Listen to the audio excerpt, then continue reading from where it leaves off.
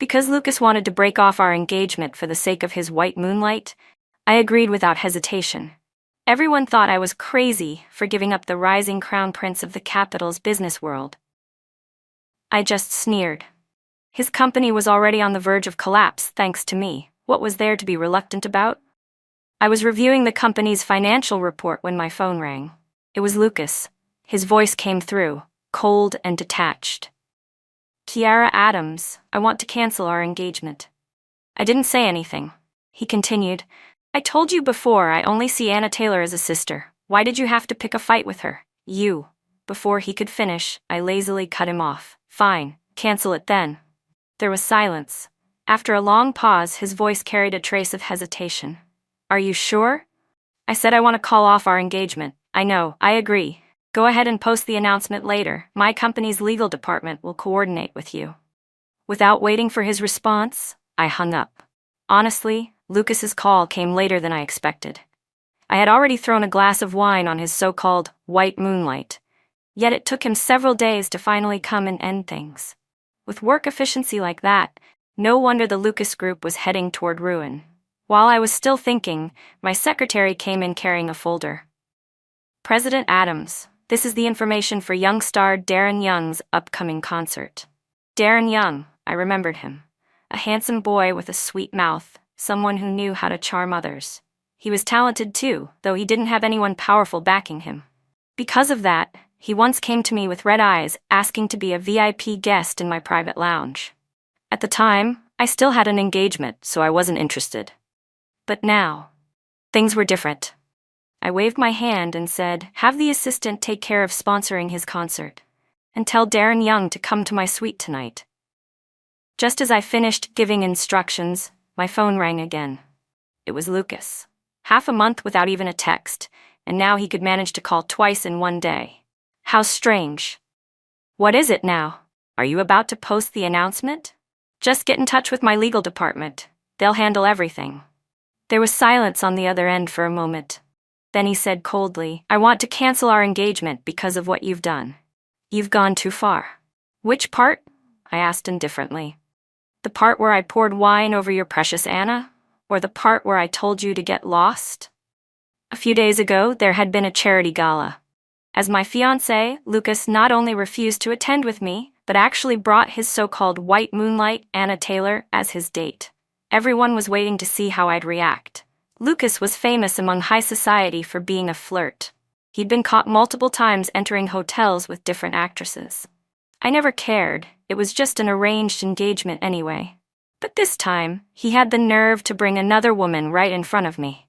That I couldn't tolerate. Especially when Anna deliberately walked up to me with that smug smile and threw a few sarcastic remarks my way. I immediately slapped her across the face. Even the designer dress Lucas had custom-made for her ended up drenched in red wine. "How could you treat me like this? Lucas will be furious," she cried. How ridiculous. As if I cared. I didn't want to waste another word on someone like her. I just said coldly, "Get out." Lucas rushed over, and the moment he saw the scene, he immediately scolded me. "You need to apologize to Anna, otherwise I won't forgive you." I turned my head toward him, mocking. "Then you get out too. Don't bother me." "I just hope you can keep your composure," he said stiffly. "After all, once you marry into our family, you'll be Mrs. Lucas. You should care about our family's reputation." "Are you done lecturing me?" I interrupted impatiently. "Even my father doesn't care if I embarrass the Adams family. Why are you so worried? As for being Mrs. Lucas, whoever wants that title can have it. It has nothing to do with me." Maybe my tone was too dismissive, but soon after, the Lucas Corporation officially released a statement announcing the termination of our engagement. The official announcement declaring the cancellation of my engagement with Lucas immediately stirred the entire social circle. The Lucas and Adams families were two of the most powerful names in the city, and our engagement had been arranged since childhood. Now that it was suddenly called off, everyone began buzzing about it. Countless media accounts started analyzing the emotional rift between us. But the narratives they pushed were all the same. Lucas, the charming playboy who loved to flirt and have fun, while I, poor Kiara Adams, was hopelessly obsessed with him and refused to let go. Some even claimed I was the ultimate simp, determined to marry him at any cost. Because of this, people began flooding my social media accounts with comments. "Hey rich queen, you've got money and looks, why bother with a man like that? Sis, you could have any guy you want. Don't limit yourself by gender, babe, I'm available too. Stop letting love make you stupid. Maybe go touch some grass and wake up already." My private messages were filled with teasing remarks from netizens, all half joking, half concerned, as if they feared I'd hang myself from some crooked tree named Lucas out of heartbreak. But the truth was, I couldn't care less about the broken engagement. In fact, everything was unfolding exactly as I had planned. The engagement between Lucas and me had always been a business arrangement. If he had been willing to keep up appearances and play the role of a husband in name only, I wouldn't have minded. In our world, open marriages were nothing new. But instead, he insisted on flaunting Anna Taylor right in front of me, as if to make a point, even acting as though I was the lucky one to be engaged to him. That was something I would never tolerate. Lucas had been spoiled his entire life, thinking that everyone should treat him with respect simply because he was the heir of the Lucas family. But over the years, the family had run into endless problems. The internal management of their corporation was in chaos, and the business empire his grandfather had built was now teetering on the edge of collapse. Among the younger generation, no one had the capability to take charge. The Lucas family had become an empty shell. So, as far as I was concerned, ending the engagement was no loss at all. The only thing I couldn't let slide was the years of arrogance and irritation he had caused me. That afternoon, Darren Young's management company officially announced the details of his upcoming concert. It would be held at the city's largest stadium, with the most advanced stage screens and high-end promotional equipment. Fans went wild with excitement, cheering as if it were a national holiday. Then someone sharp-eyed pointed out the obvious. "Wait, isn't this event sponsored by the Adams Group?" The comments section exploded. "Of course it is. That's a top-tier investor right there. So you're telling me our boy Darren has a golden backer now?" The Adams heiress heard she's gorgeous and loaded. As the news spread, people quickly connected the dots, linking my name to the freshly announced breakup. Even my best friend, Rachel Miller, called me directly. "So, you've got your eye on Darren Young now? You're really done with Lucas?" she asked with a teasing tone. "Being done with Lucas is true," I said calmly. "As for Darren, that depends on how well he performs." Rachel laughed. "Then let's go celebrate your freedom tonight. Drinks on me." Later that evening, we went out for drinks to toast my newfound liberation. But as luck would have it, we ran into Lucas's crowd. There were only a few high-end bars in the city, so it wasn't that surprising to bump into them. But what I didn't expect was to encounter them near the restroom. While I was washing my hands, I looked up into the mirror and saw a group of men standing behind me. They were gathered outside the men's restroom, chatting casually while waiting for Lucas to finish throwing up. Apparently, he was having the time of his life, drinking himself into oblivion, surrounded by sycophants. The longtime friends of Lucas were flattering him endlessly. "So what if she's the Adams heiress?" one of them said with a laugh. "You've had tons of scandals before, and she never dared to say a word." "Exactly," another chimed in. "In the end, it's because young Master Lucas has that irresistible charm. Kiara Adams would never let him go." "Yeah, agreeing to break up this time is probably just her playing hard to get," someone else added. "Think about it. Right after the announcement, she went and invested in some no-name celebrity. Isn't that just to get your attention?" Lucas was clearly drunk on their praise, swaying slightly as he laughed. "You're right. She's just a woman. Let's bet, within a week, Kiara Adams will come crying and begging me not to leave her." "I say 3 days," another man grinned, pulling cash from his pocket. The rest followed suit, handing their money over to Lucas with exaggerated gestures, as if worshipping him. Watching the scene through the mirror, I couldn't help but let out a cold laugh. I opened my purse, pulled out $2,000 in cash, and walked toward them. The moment they saw me, the group froze. The one who had been bragging the loudest a second ago suddenly found the floor very interesting. Lucas stood there, momentarily stunned. Just as he opened his mouth to speak, I raised my hand and threw the money straight at his face. Bills scattered across the floor like confetti. I looked around at the group of men, smiling faintly.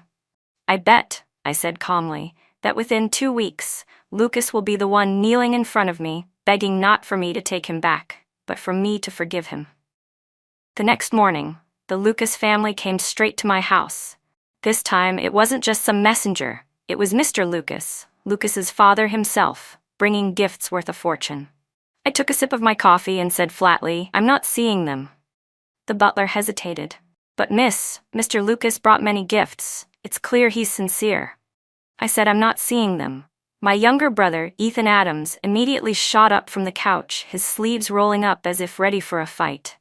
"That bastard still has the nerve to come here? He acts like some spoiled rich boy running wild all day, and now he wants to crawl back after calling off the engagement?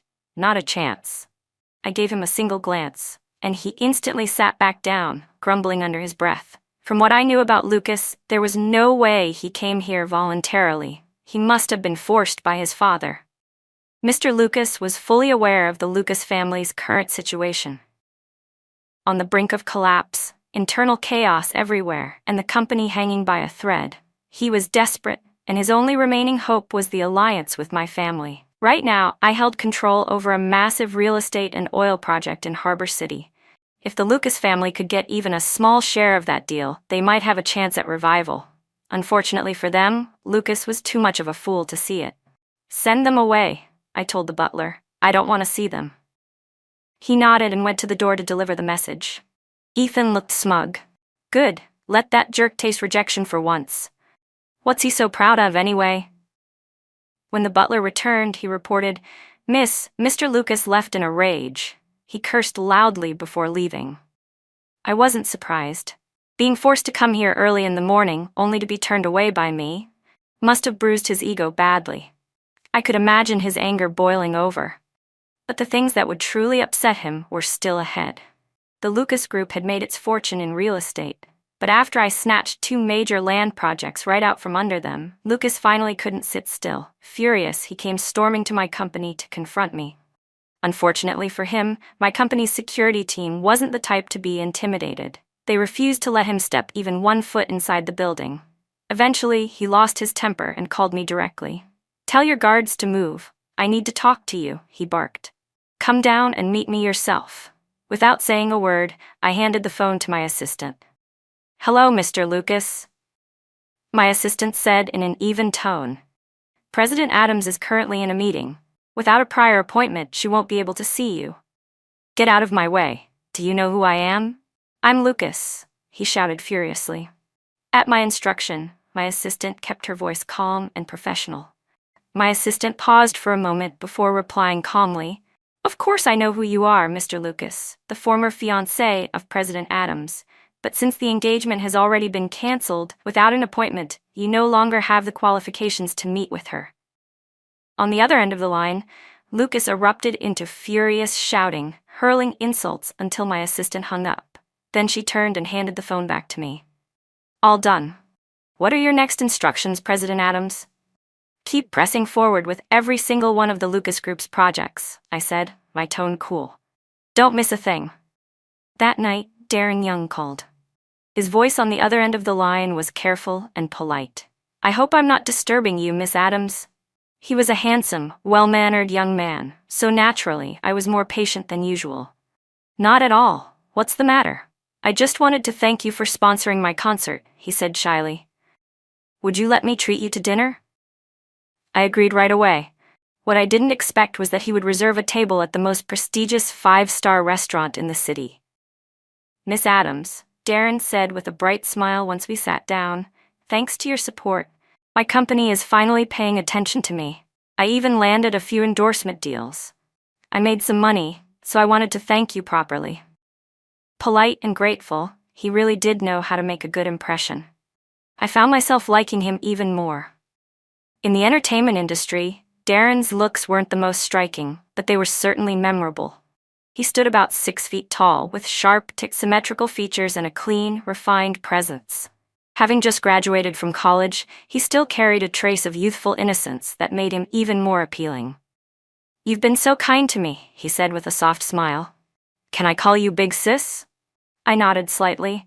His grin widened, revealing two faintly visible dimples.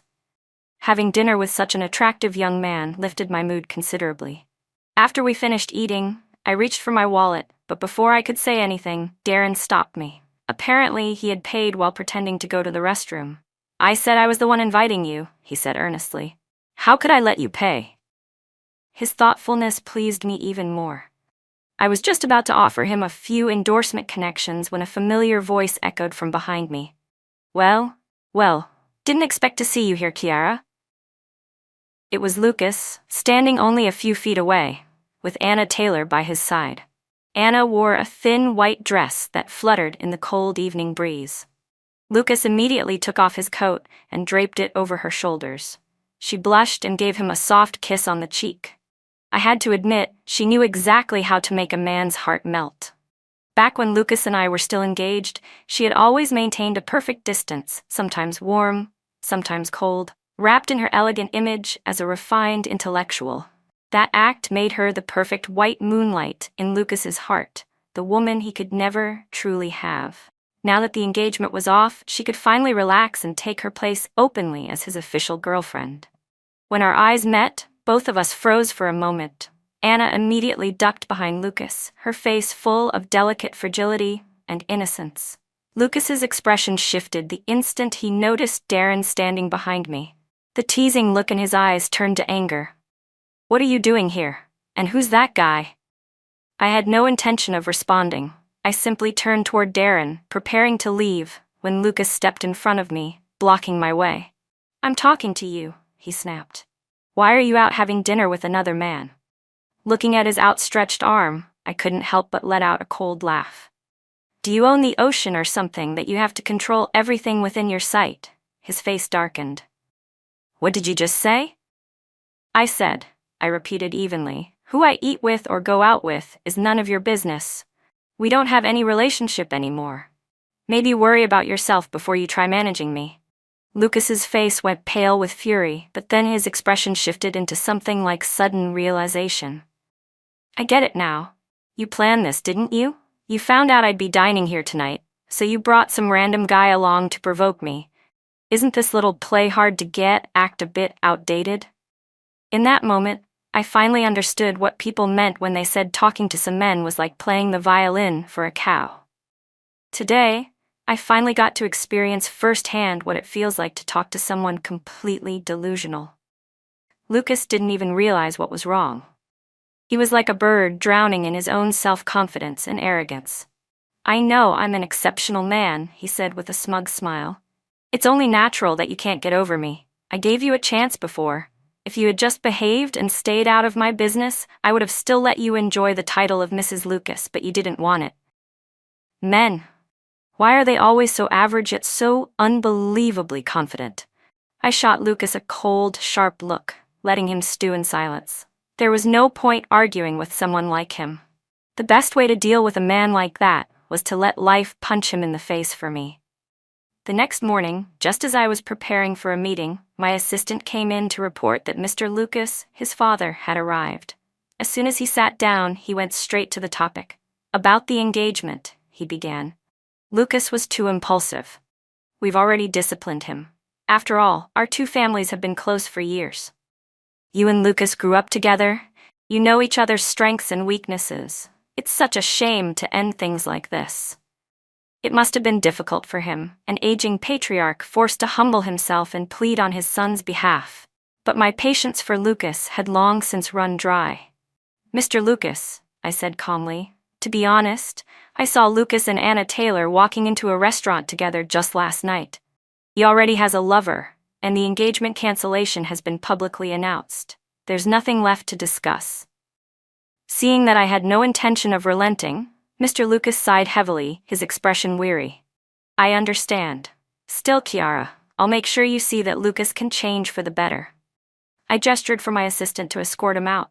A few minutes later, when my assistant returned, she brought new information. "President Adams, Mr. Lucas's credit cards have been frozen. He's been living extravagantly for years, and the family always looked the other way. Now, with everything locked down, I doubt he'll handle it well." "Good," I said. Notify security. If Lucas shows up here again, do not let him in. Anyone who does can consider themselves fired. I had far more important things to deal with than Lucas. The Harbor City project could potentially save the Lucas family's financial losses, but I had no intention of letting them anywhere near it. I needed a new business partner instead. Word about the project's availability spread fast. Before long, someone reached out. On the way to the restaurant, I reviewed the file and frowned slightly. Ethan Lynn, the second son of the influential Lynn family. The Lynns had been in government service for generations and had deep political ties. Ethan was the second child, born despite the family planning restrictions. No wonder he'd been spoiled since birth. If he chose to enter politics, his path would already be laid out for him. So why was he stepping into the business world instead? I had heard of him before, but this would be our first meeting, and when I finally saw him, I had to admit I was a little surprised. He was strikingly handsome. Red lips, white teeth, sword-like eyebrows, and bright, focused eyes. With a face like that, he could have easily dethroned half the entertainment industry. His bearing was just as impressive, poised, elegant, and calm. The kind of natural nobility that came from a life of privilege. Every gesture carried the composed refinement of a gentleman raised in power. President Adams, he greeted me warmly, his voice smooth and measured. I've heard a lot about you. Meeting you in person is even more rewarding than I imagined. Ethan Lynn smiled gracefully and stepped forward, pulling out a chair for me before taking his own seat. I happen to learn a little about your preferences from some small sources, he said politely. I hope you won't mind. I nodded slightly, quietly studying the man in front of me. Ethan Lynn really was flawless in every way. Even the most challenging topics flowed naturally in conversation with him.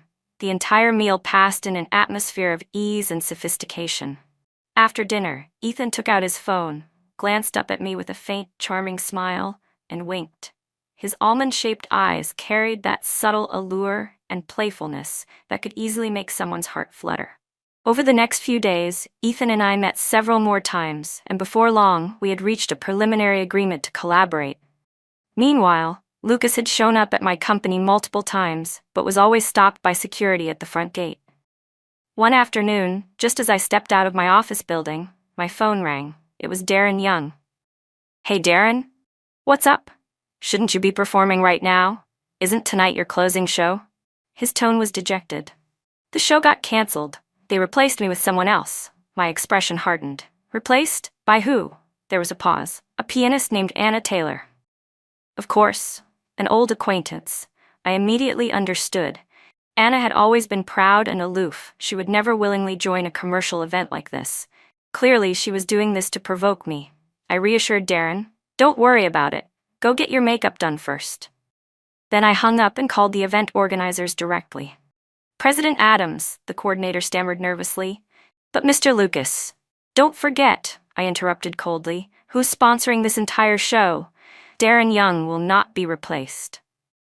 After a long pause, they hurriedly agreed to make adjustments. I then instructed my assistant to send hundreds of flower arrangements to decorate the concert entrance and to buy milk tea for all the fans waiting at the venue. I wanted Darren to walk in with his head held high. When I entered the dressing room, Darren ran up to me, eyes bright with excitement. Miss Adams, thank you for doing all this for me. Just focus on performing well tonight, I told him. He had gone all out for this performance.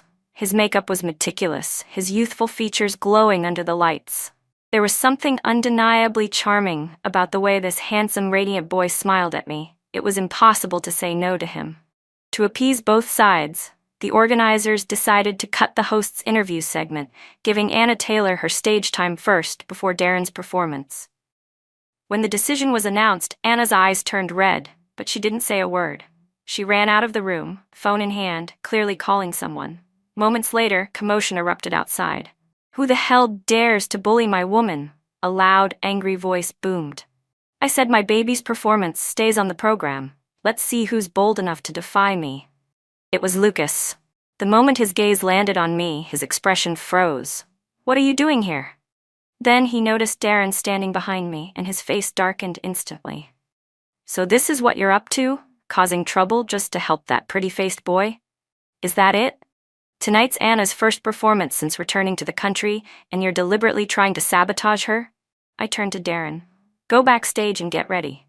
Then, I calmly unscrewed a bottle of water and took a sip. I'm talking to you. Lucas snapped, stepping forward. I ignored him. Furious, he lunged forward, reaching out to grab my arm, but before he could touch me, I flung the water straight into his face. Feel better now? I asked coolly, handing him a tissue from the makeup table. If you want to support Anna Taylor, go ahead. Throw her 100 concerts, a national tour for all I care. But Darren's obedient and respectful. I like that. I have money, so I'll invest in him. If you have a problem with it, go invest in the organizers yourself. What are you doing yelling at me here? Lucas stood frozen, water dripping down his face, completely stunned. I couldn't help but smirk coldly. If you don't have the ability to compete, maybe stop running around acting like you do. Seeing you only ruins my mood. Thinking back on it now, I had to admit, it was almost satisfying. Agreeing to that engagement back then had truly been a mistake. Lucas stood frozen in shock, and when he finally realized what was happening, all he could do was stomp his foot in frustration. With his credit cards frozen, even though he still carried the title of the Lucas family's young master, he was no better than a helpless shrimp thrashing around in shallow water. That night, the fan support event I had organized for Darren Young received overwhelming praise online. Several marketing accounts even used Lucas as clickbait for gossip again, but this time, public opinion had shifted. Queen Kiara is rich, gorgeous, and perfectly capable. Can't she shine on her own? One comment read. Exactly. If she were some lovesick fool, she wouldn't be running one of the most powerful business empires in the country. These gossip accounts should mind their own business. Right? She probably doesn't even look twice at that spoiled rich boy Lucas. Raising an obedient, polite young man like Darren sounds way better. As I was scrolling through the comments, my phone rang. It was Ethan Lynn. I just discovered a new restaurant that's absolutely amazing, he said smoothly. President Adams, would you be interested in trying it out with me? I glanced at the nearly finalized partnership contract on my desk. Everything had been negotiated already. All that was left was to find time for the official signing. Why did he need to invite me to dinner separately? Or perhaps, was he implying something else? Or maybe. Ethan's voice carried a subtle hint of disappointment. President Adams just doesn't want to see me. I frowned slightly, mentally scolding myself for overthinking. After a moment's hesitation, I agreed. But when I arrived at the restaurant, I froze in surprise. The entire place was empty, no other guests, no noise. Only a long dining table stood in the center, beautifully decorated with candles and roses. A live band was already in place, softly tuning their instruments for a romantic melody. In Ethan's hand was a bouquet of bright red roses. A sinking feeling formed in my chest. These are fresh flowers I picked out myself, Ethan said, handing me the bouquet with an elegant smile before pulling out a chair for me. I was planning to wait until our project was finalized before confessing my feelings, he continued, his tone calm but deliberate. But it seems I can't wait that long. I nearly jumped out of my seat. Mr. Lin, I'm 3 years older than you, I said quickly. Don't tell me I have some sort of curse that only attracts younger men? He raised an eyebrow. So what? Isn't Darren Young younger than you too?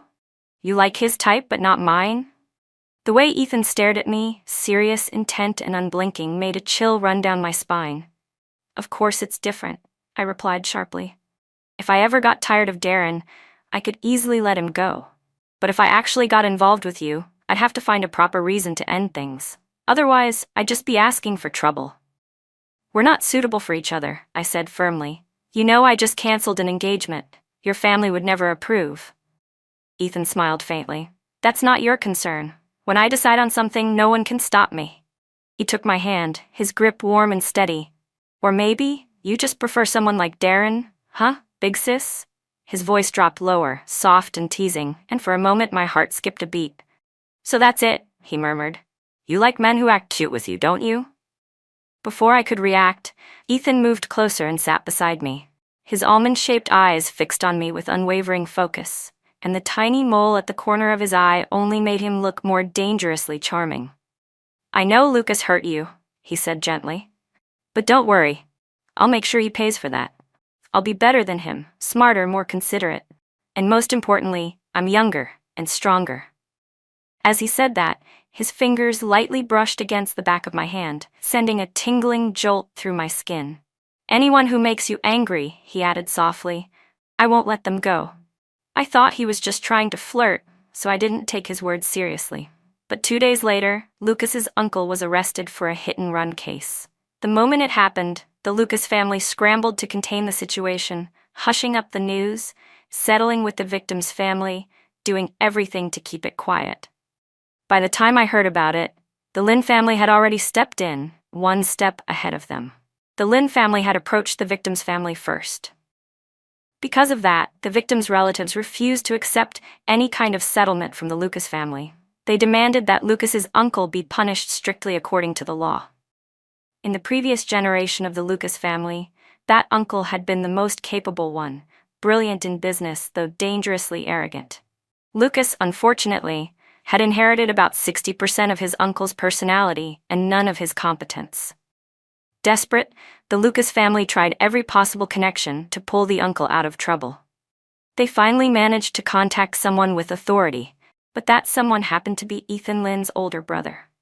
The Lucas and Lin families had never had any relationship before. They had never even met. Predictably, the Lucases were thrown out without mercy. Not long after, Lucas himself showed up at my house. "The young master of the Lucas family is waiting outside," the butler said hesitantly. "He's brought quite a lot of gifts." My younger brother and I exchanged a glance. "No, I'm not seeing him," I said flatly. "He only remembers this house now? Tell him to get lost." Ethan chuckled coldly. "Make him wait outside in the wind for a while. Our home isn't some public square where any random cat or dog can walk in." I smiled faintly. "Actually, let him in. I want to see what he looks like now, with his pride shattered." The butler nodded and left to bring him in. Flipping through a magazine, I couldn't help but remark, "It seems the Lin family moves fast. Having a competent older brother really makes a difference." No, my brother said quickly, grinning as he tried to flatter me. "Having a great sister is even more important. Hey sis, if you had $10 million and I got really sick, needing $9 million for treatment, would you help me?" He looked at me with bright, hopeful eyes. I gave a cold laugh and closed my magazine. "Of course I would," I said sweetly. "I'd make sure your funeral was grand. We can afford it." The light in his eyes died instantly. "How could you say that? I'm your own flesh and blood, and besides, you just made $10 million recently." "Exactly," I replied calmly. "And if the moment I make money, you suddenly get sick, that means you're a curse to me. I don't need that kind of brother."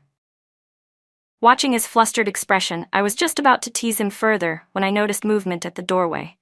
Lucas walked in, his usual arrogance gone, replaced by a forced, pleasant smile. "Kiara," he said softly, "I brought you lots of gifts." He set several boxes on the table. Among them, a ruby necklace gleamed under the light. Well, I said dryly, "what brings the great Mr. Lucas here? You wouldn't have come if there wasn't something you wanted." Even my brother couldn't resist a jab, but surprisingly, Lucas didn't lose his temper or snap back. He kept smiling, trying hard to sound gentle. "I was wrong before," he said. "After I went home, I thought about everything carefully. Our two families have always had a good relationship. There's no reason for things to be so strained. These gifts are my apology. I'll change, I swear. No more fooling around. Let's just continue our engagement, all right?" "And what about Anna Taylor?" I asked coolly. Lucas hesitated, his brow furrowing slightly. "I already told you, there's nothing between us. Anna and I are just friends. You're overthinking it." Before I could respond, my brother shot to his feet, rolling up his sleeves with a cold laugh. "No one here needs your moral lectures, Lucas. What do you take us for, idiots? First she's a friend, then she's a little sister, and next she'll be your sweetheart, right? What's next? Only admitting it when you're caught red-handed in bed with her." Lucas's face turned stiff, his lips pressed tightly together as he failed to come up with a single word. "Enough," I said calmly, leaning back in my chair, watching him squirm. "It seems we can't talk like civilized people anymore," I said coldly. "From now on, don't contact me again. Take your things and get out. My house doesn't keep trash." Lucas's face twisted instantly, his hands clenched tight. Kiara Adams, I came here to fix things, he said, his tone rising. I know you still want to marry me. Fine, I'll agree. After we get married, I'll keep my distance from Anna. Is that good enough for you? Will that make you happy? Even my brother couldn't take it anymore. He grabbed the glass of water in his hand and hurled it at the floor in front of Lucas. Are you out of your damn mind? Do you even hear yourself talk? Go look in a mirror. What do you think you are, saying something like that? Do you have any idea how many people are lining up to pursue my sister? Who the hell do you think you are? Get lost now. Lucas said nothing. He just stood there staring at me with that same stubborn defiance. This is your last chance, he said finally, voice low and cold. If you don't take it, then the title of Mrs. Lucas will never belong to you again. Oh no, I said mockingly, pressing a hand to my chest. I'm terrified.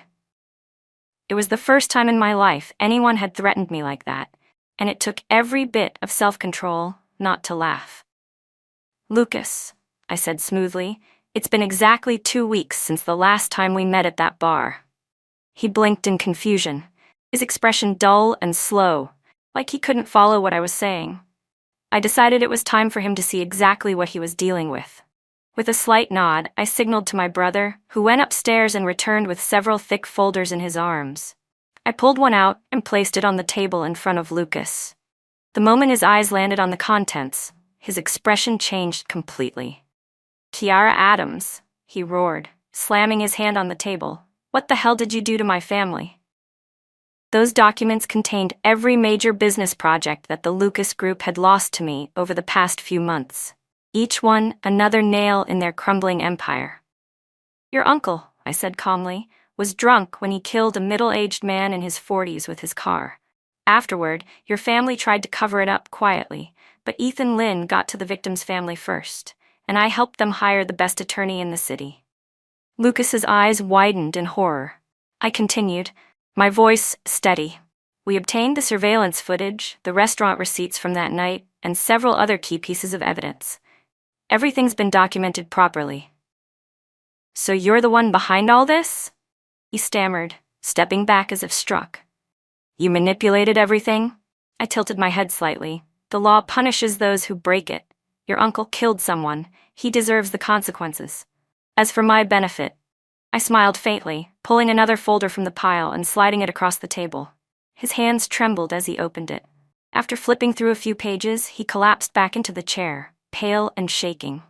See it clearly now? I asked softly. Before I could finish, he snatched the folder and tore it to shreds, paper scattering across the floor like snow. Tearing it up won't help, I said evenly. That's only a copy. Even if you destroy it, it won't erase what your family has done. Lucas's face had gone completely white, his lips colorless. After a long, trembling pause, he finally managed to speak, shaking his head in disbelief. How could you be this cruel? You really want to destroy me? That file, I said, leaning forward slightly, contains every dirty secret the Lucas Group has tried to hide over the years. Tax evasion, employee coercion leading to suicides, falsified reports, deliberate cover-ups. I told you, Lucas, my patience with you is gone. We could have stayed out of each other's way. I don't care about you enough to bother. But you decided to step on me to boost your own ego. That's something I'll never tolerate. So this, I finished, is where it ends. Lucas still stood frozen in shock, unable to process what had happened. I waved to the butler. Show him out. The butler moved forward immediately, and as he was dragged toward the door, Lucas finally snapped out of his daze. You shameless woman, he shouted, voice echoing through the hall. Don't think this is over. You can't bring me down that easily. Just wait and see. I leaned back in my chair, crossing my legs calmly. Sure, I murmured. We'll see. I took a slow sip of tea, quietly waiting for what would happen next. Not long after, Lucas's uncle's case officially went to trial. Because he hadn't stopped to check on the victim after the collision, and instead dragged the man's body for several dozen meters, the circumstances were classified as severe, enough to convict him of manslaughter. The incident pushed the Lucas family right to the center of public outrage. I immediately contacted several media outlets and leaked an old scandal. Years ago, the Lucas Corporation had driven one of its employees to suicide. At the time, the company was drowning in debt and accused of tax evasion, drawing multiple government audits. In the end, they pinned all the blame on their CFO and even threatened his family to keep quiet, which ultimately led to his death. One after another, scandals surfaced. Executives from the Lucas family were successively arrested, their empire collapsing like sand slipping through fingers. Those who once flattered and clung to Lucas now avoided him as though he carried a plague, afraid of being dragged down with him. Eventually, Mr. Lucas himself was forced to hold a press conference, spending a fortune to buy trending topics in an attempt to suppress the negative coverage. Meanwhile, the Harbor City project was signed without a hitch. I rewarded myself with a short trip to the coast, lounging beneath the sun with Darren Young beside me, dutifully pouring me a drink. Golden sunlight, blue ocean, and a perfectly sculpted set of abs, he really was a sight to behold. I was still admiring his physique when my phone rang. It was Ethan Lynn. "Kiara," he said, his voice dripping with mock indignation. "How heartless can you be? It's been ages, and you haven't even called me once." The familiar tone of complaint made my chest tighten slightly. "But we had just spoken a few days ago." "A day without seeing you feels like 3 years," he continued playfully. "I miss you so much. To make you happy, I helped deal with those awful people from the Lucas family.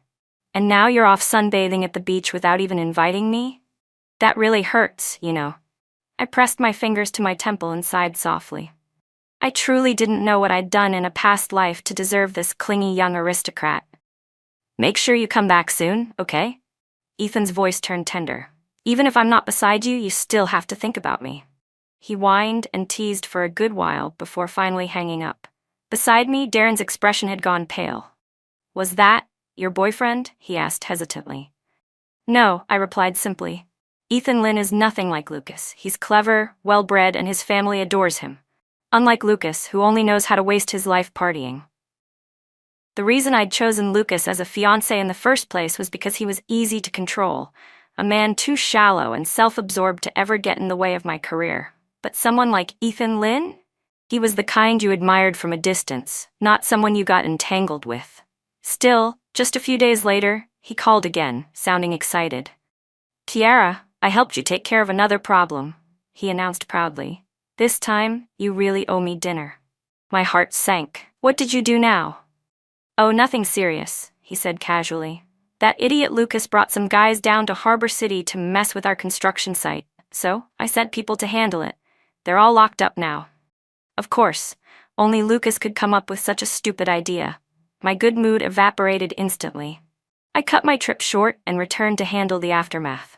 By then, the Lucas family was completely under my control. I had taken nearly all their key projects, and their Harbor City bid was dead in the water. It was only a matter of time before their empire fell apart for good.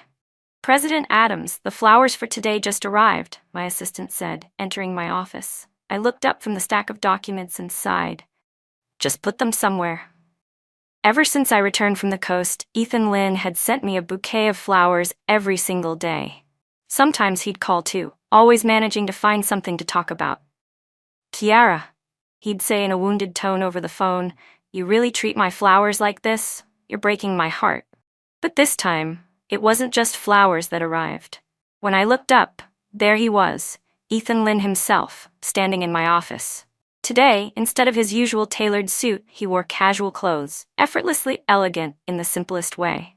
He looked several years younger that day, less sharp, more vibrant, with a hint of casual charm that almost made me forget who he was. "I picked this outfit especially for you," Ethan Lynn said cheerfully. "Do you like it?" Before I could respond, he had already stepped closer. His clear, peach blossom eyes reflected my face perfectly, the intensity of his gaze making it hard to look away. "Ethan," I said evenly, "we're not right for each other. I'm not interested in love. The only reason I deal with men is for entertainment."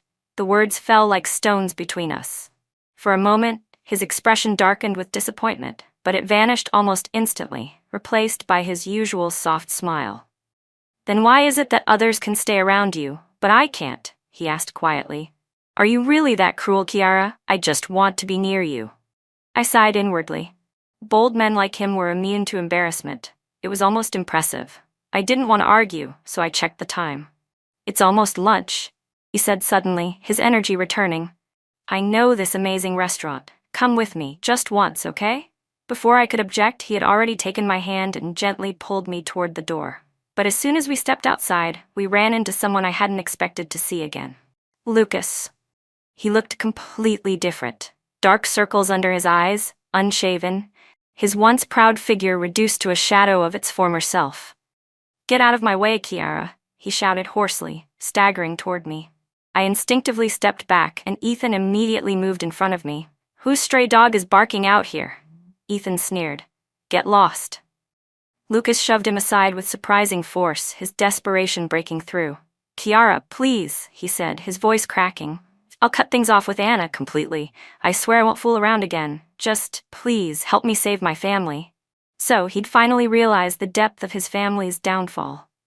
By then, I had already secured my connections with government authorities. Inspectors were visiting the Lucas Group every few days to audit their accounts. Investors, seeing the writing on the wall, had all withdrawn, terrified of being implicated. The fair-weather friends, who once praised and flattered the Lucas family, had vanished without a trace. Their stock was in free fall. The company's financial reports were beyond saving. Kiara, Lucas said again, his voice trembling. I know I was wrong. Just this once, help me. I'll listen to you from now on. Whatever you say, I'll do it, please. No, I replied flatly, without hesitation. He looked at me as if I'd struck him. You're still angry, I know, but I promise I won't contact Anna again. From now on, I'll only love you. Only you. I almost laughed. The promises of a liar and the end of the world had one thing in common. They were both ridiculous and meaningless. Is it that you won't contact Anna? I asked coolly, or that she doesn't even want to look at you anymore? His expression twisted instantly. The once proud young master of the Lucas family now looked pitiful, broken and hollow. But that wasn't my concern anymore. Our engagement had been annulled long ago. After a long pause, he asked softly, Kiara, was there really never any feeling between us at all? I almost pitied him. Almost. Before I could answer, Ethan Lynn let out a dry laugh beside me and stepped forward. His gaze swept over Lucas from head to toe, full of disdain. Take a look at yourself, Ethan said coldly. You're disgusting. What part of you do you think is good enough for her? You're old, out of shape, and pathetic. Don't stand here and ruin her view. Then, with an air of effortless arrogance, Ethan pulled two 200-yuan notes from his wallet and tossed them at Lucas's feet. Thanks for getting out of the way, he said. Next time, keep your distance from her. As our car pulled away from the company, I caught a glimpse of Lucas in the rearview mirror, still standing there, motionless, swaying like a man about to collapse. And finally, he did. He fell to his knees right at the front gate. With no one capable left to lead them, the Lucas family could no longer bear the crushing weight of their debts. Within weeks, they officially declared bankruptcy. A once glorious commercial empire reduced to ashes, and just like that, it was over. I stood by the floor-to-ceiling window, watching the endless flow of people below. I wondered if the Lucas family had ever imagined that a day like this would come, and that it would come so quickly. I ran into Anna Taylor at a gala one evening. She was holding the arm of a man I didn't recognize, smiling radiantly as if her life had always been perfect. Not far away, Lucas stood with a glass of wine in hand, moving from one guest to another, forcing polite greetings. The same people he once looked down on now met him with cold indifference, brushing him off as if he didn't exist. No matter how humble he tried to be, no one cared to give him the time of day. My best friend later told me that after the Lucas family's downfall, Anna had immediately broken up with him and cut all ties completely. But for years, everyone in high society had known she'd only been toying with Lucas for her own amusement. Her reputation had sunk so low that she was eventually forced to find a man outside the social circle just to escape the gossip. Every time Anna and Lucas crossed paths after that, she'd humiliate him publicly, mocking him until his face turned white. The stories spread quickly, as rumors always do, and news about Lucas somehow kept finding its way back to me. Normally, I wouldn't have cared. But 2 weeks later, when I was resting at home, the butler came to inform me that Lucas was here to see me. He walked in, wearing an ill-fitting shirt, 2 seasons out of fashion, and all the charm and arrogance he once carried were long gone. His face looked gaunt, his eyes hollow. "Kiara," he said, voice low and trembling. He bit his lip, struggling for a long moment before finally looking up. "Please, help me one last time. Just let me keep one branch of the company. I'll give you anything you want." I looked him up and down, trying not to laugh. "Give me what exactly?"